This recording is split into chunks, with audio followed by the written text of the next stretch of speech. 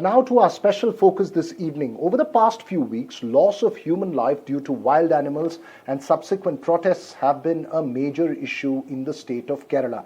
Yesterday, a 63-year-old woman was killed after she was trampled by an elephant in Thrissur district of the state, and a 70-year-old man was killed by a wild boar in Kozhikode. Most of these cases have led to sharp protests, political statements, and a strong exchange. A few weeks ago, the death of a Wayanad resident due to an elephant got national attention after a series of protests, high-profile political visits, and Karnataka releasing compensation on the request of Congress leader and Wayanad MP Rahul Gandhi. So what's the reality on the ground? Is it being politicized in election season, or has it become such an important issue, an emerging issue in the state of Kerala? Joining me now, noted wildlife conservationist Dr. Tarsh Tekakara and wildlife journalist from Kerala, K.A. Shaji.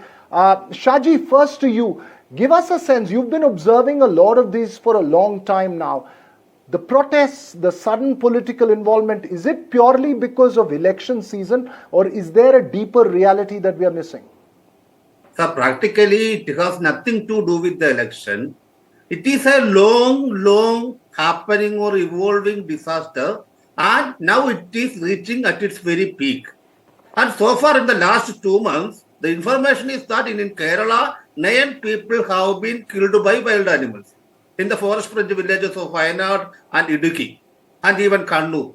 So the situation is by and large very serious, and it is culmination of a long process that destroyed our forests, that destroyed the food security system within the forest.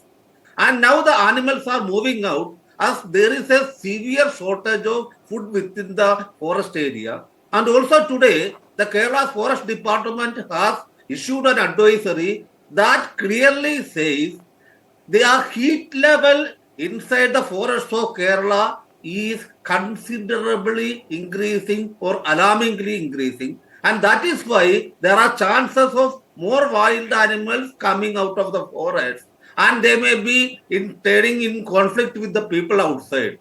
So the forest department is advising the people to be very much vigilant, because there are many possibilities for wild animals coming out of the forest now. The climate situation is a villain. Inside the forest, like in the case of the visuals you showed earlier, like in the urban city of Bangalore, the Wayanad forest, the Idukki forest of Kerala are facing severe shortage of water.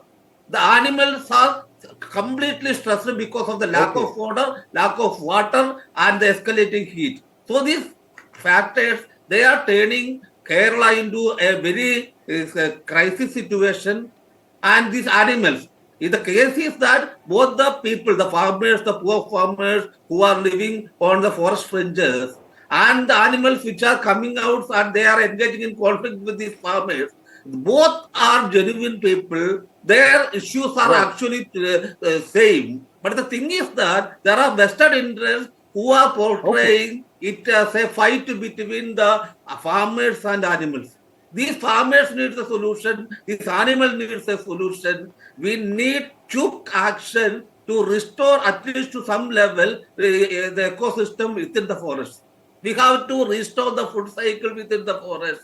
We have to find methods to remove the kind of invasive species which are threatening the food ecosystem in the forests of Kerala. It is not just about the forests of Kerala. These Kerala forests are actually the extension of forests of Bandipur and Nagarhola in Karnataka, and also the Mudumali and Satyamangalam in Tamil Nadu. The problems are by and large same. Whatever Kerala are witnessing, right, it's an important point that you make there, Dr. Shaji, you're making a very important point there. I just want to understand the national context to this. Dr. Tarsh, you work on this issue very closely. Is there something that makes it very peculiar in Kerala, or is this a larger national reality? Just put this Kerala into the national context for us, the issue that we are seeing in Kerala in the national context. Yeah, good evening, Veera. Thanks for that. I mean, first up, I have to say all your visuals are of African elephants, and we don't really have African elephants creating trouble. It's more Asian elephants here. So that's a common mistake that people make. But coming back to the problem, I mean, I think there are a lot of confounding factors. Kerala is a highly developed state. people value human life much more, I would say, than other states. I remember I was doing field work in Bengal some years ago, and two people died over the course of 10 days when I was there, and there was no protest or no fanfare, or not even locally, there was not much protest about it, which is unheard of in South India.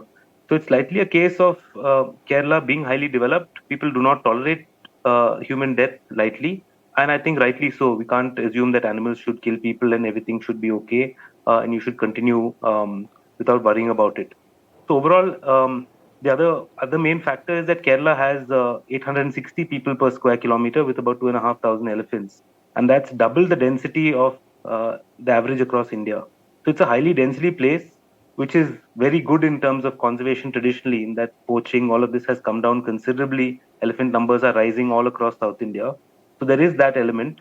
So it's multiple confounding factors. I mean, people don't tolerate death, so there are protests, rightly so. Animal numbers and human numbers are very high compared to many other parts of the country. And I think this point Shaji mentioned about a push-pull effect is really important. The forest, insides of forests are being taken over by invasive species quite a bit, which leaves less fodder for animals. And there's irrigated croplands immediately outside forests everywhere that are attracting animals out. So all these together make it a huge challenge.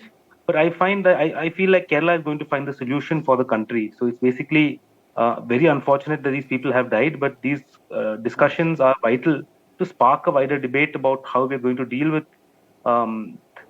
animals coming out and killing people. Right. America kills animals at the rate of 200 per hour, and they don't have conflict. We don't kill animals, and more people are getting killed. What are we going to do about that is something we definitely have to come to terms with. Thank you. It's an important point that you make there, Tarsh, as well as Shaji.